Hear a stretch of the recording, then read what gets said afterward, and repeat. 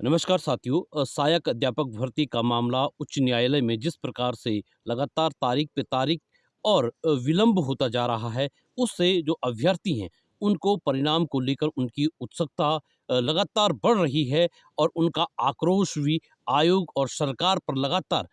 बढ़ता जा रहा है, जिसके परिणाम स्वरूप अब अभ्यर्थियों ने यह तय किया है कि वह एक रैली के माध्यम से आयोग तथा सरकार का जो है वो विरोध करेंगे तथा सरकार के सम्मुख कहेंगे कि सरकार क्यों नहीं, जो उच्च न्यायालय में है सरकार का वकील या सरकार के द्वारा क्यों नहीं वहाँ पर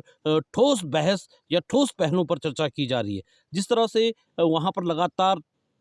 बहस चल रही है और न्यायाधीश महोदय लगातार तारीख पे तारीख दे रहे हैं। इससे जो अभ्यर्थी तैयारी करने वाले अभ्यर्थी हैं, वो उनके अंदर ज़रूर निराशा है और कहीं न कहीं उनके अंदर आक्रोश भी है कि जिस प्रकार से सरकार पेपर कराती है, पेपर के 3 महीने के बाद भी लगातार रिज़ल्ट घोषित नहीं होता है और रिज़ल्ट घोषित ना होने के कारण बच्चों में लगातार जो उत्सुकता रहती है, वो बनी रहती है। मामला उच्च न्यायालय में चले जाता है और उच्च न्यायालय में जब मामला जाता है अतिथि शिक्षकों को वेटेज देने के संबंध में, जबकि ये मांग बिल्कुल तर्कहीन है। इन सब मुद्दों पे मैं पहले भी बात कर चुका हूँ, लेकिन जो लगातार कल के मामले में जो सुनवाई हुई है उसमें जब आप ये मानेगा कि उन्होंने पेपर जो 14 की नियमावली, जिस नियमावली के तहत पेपर कराया है, उस नियमावली में कहीं भी अतिथि शिक्षकों को वेटेज देने की बात नहीं की गई है और इस तरह से सरकार का वकील जो कमज़ोर तरीके से और जिसको कहते हैं कि बिल्कुल बिना तैयारी के, मेरे को लग रहा है कि उच्च न्यायालय में बहस कर रहे हैं, जिससे जो न्यायाधीश हैं उन्हें भी मामला समझने में उलझन हो रही है। इसलिए हम चाहते हैं कि सरकार मजबूत तरीके से अपना पक्ष उच्च न्यायालय में रखे, जिससे छात्रों को जो उन्होंने मेहनत की है उसका परिणाम उन्हें उनका रिजल्ट, उसका परिणाम शीघ्र घोषित होना चाहिए। आप देखिएगा कि सीधी भर्ती में कहीं भी आपका किसी प्रकार का वेटेज की जो मांग है वो कहीं नहीं है और कहीं वो मांग आज तक उत्तराखंड में मानी भी नहीं गई है और इसका आप देखिए ये तर्कसंगत भी नहीं है। अगर सीधी भर्तियों में इस प्रकार का वेटेज दिया जाएगा तो तैयारी करने वाले अभ्यर्थी कहाँ जाएँगे? और ये सीधी भर्ती में जो वेटेज दिया जा रहा है, ये आपका इसका असर कहाँ पड़ेगा? आने वाली प्रवृत्ति भर्ती में इतने कम पद हैं, अगर वहाँ पर उन लोगों को इतना नंबर का वेटेज दिया जाता है, तो सीधी भर्ती कराने का कोई औचित्य नहीं रह जाता है। इसी तरह से आप देखिएगा कि ग्रुप सी में जो उपनल के तमाम कर्मचारी हैं, अगर उनको भी वेटेज दिया जाता है, तो ग्रुप सी, मुझे नहीं लगता है कि ग्रुप सी में भी जो अभ्यर्थी तैयारी कर रहे हैं, उनके लिए ये शुभ संकेत है। इसलिए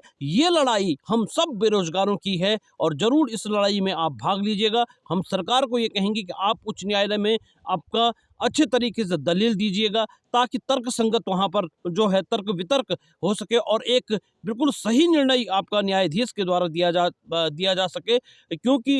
इस प्रकार का कहीं भी वेटेज का कोई प्रावधान नहीं है और छात्र लगातार टकटकी लगाए हैं कि आज न्याय मिलेगा, कल न्याय मिलेगा, तारीख पे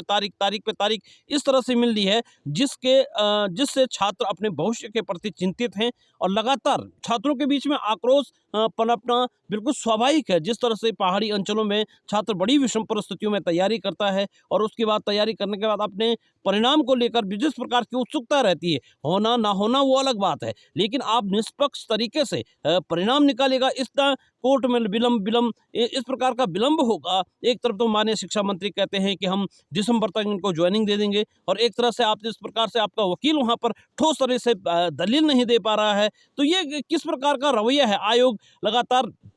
झूठ पे झूठ कहता आ रहा है कि इतने दिन में रिजल्ट आ रहा है, इतने दिन में रिजल्ट आ रहा है, और तब फिर आयोग के अध्यक्ष कहते हैं कि कोर्ट ने मौखिक आधार पर हमें रिजल्ट खोलने के लिए मना किया है। तो आप ये बताइएगा कि मौखिक कोई आधार होता है? कोर्ट की जितनी भी कार्रवाइयाँ होती है लिखित रूप में होती है। इनका जानबूझकर रिजल्ट, सरकार और आयोग इन सब का जानबूझकर रिजल्ट रोकने के लिए इस प्रकार का प्रपंच अपनाया गया है, जिससे अब छात्रों के बीच में आक्रोश है। स्वाभाविक है, छात्र इतने लंबे समय से तैयारी कर रहे हैं, छात्रों का सड़कों पर आना स्वाभाविक है। इसलिए हम चाहते हैं कि सरकार ठोस तरीके से वहां पर दलील दे और जो सीधी भर्ती है उसके अभ्यर्थियों, जिन लोगों ने तैयारी की है, उनका परिणाम उनके सम्मुख आना चाहिए। धन्यवाद। आप सब लोगों ने इस वीडियो को सुना, इसको शेयर कीजिएगा और अधिक से अधिक जो देहरादून में होने वाली अब रैली है उसमें आप सब लोग बढ़ चढ़ कर भाग लीजिएगा। धन्यवाद। नमस्कार।